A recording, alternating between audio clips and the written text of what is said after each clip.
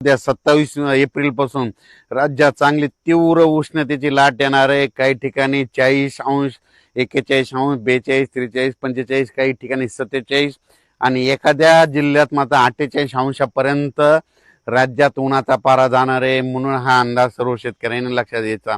म्हणून राज्यातल्या सर्व शेतकऱ्याला सांगू इच्छितो की तुम्ही काय करा, आपण आपल्या पाळीव प्राण्याची, लहान मुलाची, वयोवृद्धाची काळजी घ्या, त्यांना उन्हामध्ये फिरू देऊ नका। म्हणून हा अंदाज सर्व शेतकऱ्यांनी लक्षात घ्यायचा। म्हणजे राज्यात सांगायचं झालं तर सध्या तरी आता 10-15 दिवस पावसाचं वातावरण नसणार आहे। म्हणून राज्यातल्या सर्व शेतकऱ्यांनी अंदाज लक्षात घ्यायचा। तीव्र उष्णतेची लाट पूर्व विदर्भ, पश्चिम विदर्भ, दक्षिण महाराष्ट्र, उत्तर महाराष्ट्र, कोकणपट्टी, खानदेश या सगळीकडे चांगली उष्णतेची लाट राहणार आहे। म्हणून हा अंदाज लक्षात घ्यायचा।